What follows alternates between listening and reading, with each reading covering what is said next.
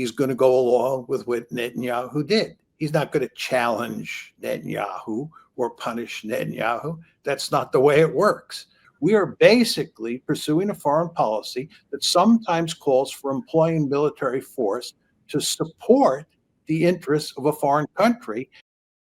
John Mearsheimer just slammed the Trump administration for backing Netanyahu as it pertains to Gaza, no matter what, and in other foreign policy forays. And in this video, he gets into the impact of the Israel lobby and how this affects the American right, which is slowly but surely drifting away from Israel. So let's get his take on this. Please like the video and subscribe to the channel. He apparently met privately with Arab heads of state and foreign ministers at the UN shortly after the speech he gave the other day, and according to two of them, said that he does not approve of the Israeli annexation of the West Bank and would prevent it from happening. Is he in a position to prevent it from happening? There's 2 points I would make. First of all, what I want to know is why those Arab leaders weren't demanding that he end the genocide. Annexing the West Bank is an important issue, but it's not as important as ending the genocide. And the fact that that was not the #1 topic, I find very disturbing. Now, with regard to Trump promising these Arab leaders that he will not let Netanyahu annex the West Bank, let's assume that Trump makes it clear to Netanyahu that he cannot annex the West Bank. And nevertheless, Netanyahu annexes the West Bank. What is Trump's response going to be?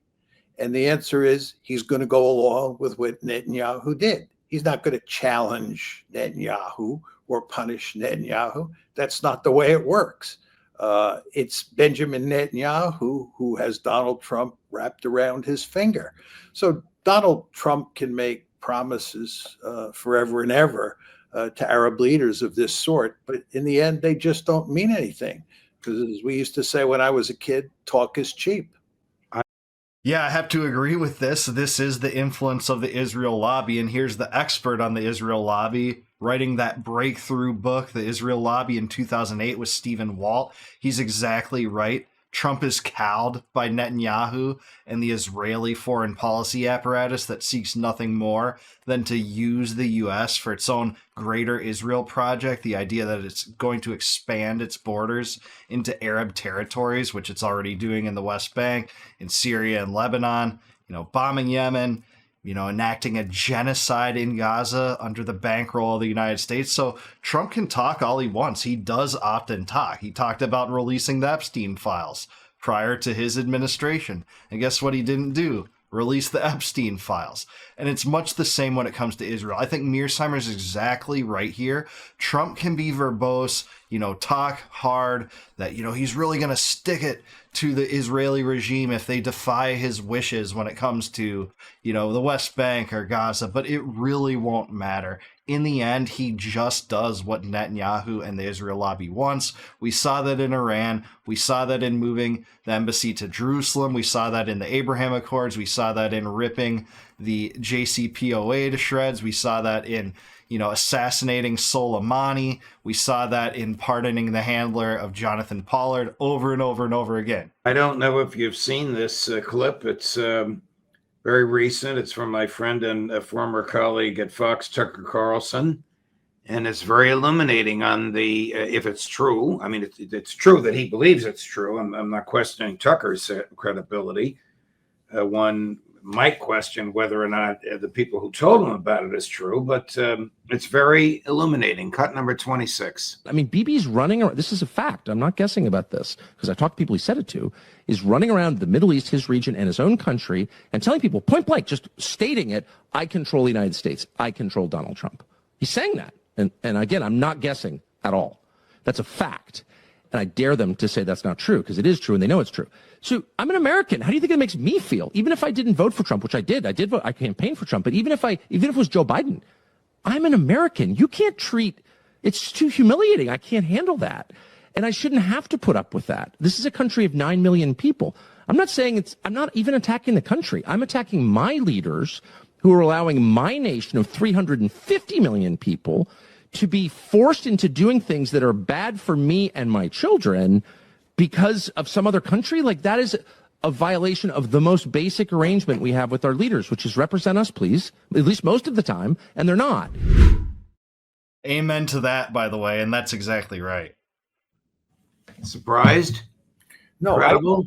I would make 2 points. First of all, I have no doubt that Netanyahu has made this comment recently on a number of occasions. And in fact, I could point to where he's made it in the past and where other Israeli leaders like Ariel Sharon have made this comment in so many words. And the reason is quite straightforward. It's obvious that they basically own us. My second point is I agree with everything else that Tucker Carlson said. This situation is absolutely disgraceful. It's unbelievable that a small country like Israel is basically running our Middle Eastern foreign policy and having a profound effect on our foreign policy in other areas of the world. Something should be done to put an end to this. The influence that the lobby has on American foreign policy, and here, of course, we're talking about the Israel lobby, in my opinion, is unacceptable and needs to be stopped. What American foreign policy should reflect, pure and simple, is the American national interest, not Israel's national interest. We should support Israel when Israel is doing things that are in our national interest. But when Israel does things that are not in our national interest, we should definitely not support them. Yeah, and here's a list of all the things that Israel does that is in the U.S. national interest. Ready? List over. That's the list. And that's the truth. And I agree with Mearsheimer here wholeheartedly. And by the way, if you think it's some zany conspiracy that, anti-Semites cooked up, that Netanyahu has commented frequently that America's easily moved, just take a look at this video back from 2001. He said this in various forms many times, but here's where he says that America is something that you can easily maneuver and move in the right direction, talking to settlers, in the West Bank at that time, talking about how rigidly America's political class sides with Israel. So let's just take a listen. כשאני אומר, אנחנו עושים את זה משהו, אז הם... יש עליהם, נניח שהם אומרים משהו. אז אמרו, 80% מהאמריקאים תומכים בנו. זה אבסורד. הולך לבוא. So there it is. Obviously, don't speak Hebrew, but he does say it in unequivocal terms. And in that video, that was kind of leaked because prior to this being recorded, he actually said, turn the camera off. And for whatever reason, I guess he didn't notice that the camera wasn't turned off. But I can't really blame him for having that view because that is the truth, regardless of party. Both the Democrat and Republican establishment does support Israel virtually at all costs. It only got more rigid after that. Now, younger people are starting to decline in terms of their rigidity and their allegiance to Israel and the Israel first mentality, and that's a good thing. That's a source of hope. That doesn't apply to, I'm sorry to say, like my generation and older. Generally speaking, this is generalities, but younger people are moving away from it. So it is going to be interesting to see how this affects the lobby in the future. But the situation now is one where we support Israel unconditionally. So if they do something that's not in the American national interest, we have to support them anyway. At the risk of getting a little on the philosophical side, which of course I don't mind doing with you, but there's also a practical aspect to this. I thought he was 100% correct. And what he said at the end was very profound. I'll say it a different way. This violates the social contract that we have with our leaders. We presume that the people that we elect to office will do what's in the best interests of the United States. That is not what Donald Trump or any of his predecessors have been doing with respect to Israel. I agree completely, but it's very important to emphasize that there's another social contract, which is of enormous importance, that is being violated here. And that is that citizens have a social contract with their government. And that means that their loyalty is to the American government. And basically what you have in the Israel lobby are a large number of citizens. And I want to be very clear, these are not only Jews, they're Christian Zionists like Mike Huckabee as well, who have a profound loyalty to a foreign country, which on certain occasions gets in the way of their loyalty to the United States, which is another way of saying they are violating the social contract. If you're an American citizen, you have to be, in my opinion, by definition, America first in your outlook on what our Oh, Professor, there are people in federal prisons who've been prosecuted and convicted for doing with countries America hates what Mike Johnson and Mike Huckabee do with Israel. I fully understand that. But the point is, what Mike Huckabee and what Mike Johnson are doing is fundamentally wrong. And it is a violation of the social contract. In the case of Huckabee and Johnson, I would argue it's even more egregious because they're public officials. Yeah, that's exactly right. You know, if they're public officials, they should be held to a higher account than a citizen under basic Republican tenets when it comes to adherence to their country above all. But that's not what we have in the American political class. That's not what we've had in the American political class for a long time. And look, the whole social contract thing, it's a little bit ironic to hear Mearsheimer talking about this, and I have the utmost respect for Mearsheimer.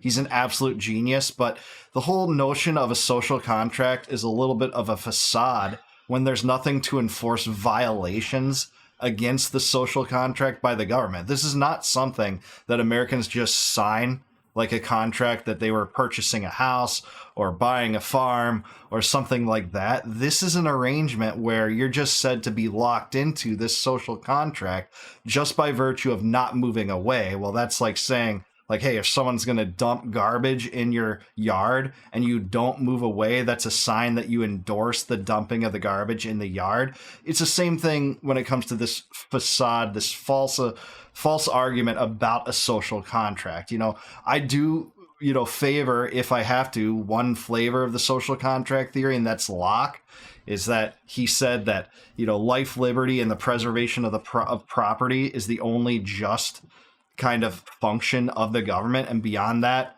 government's illegitimate. But we know that that is not how government operates today.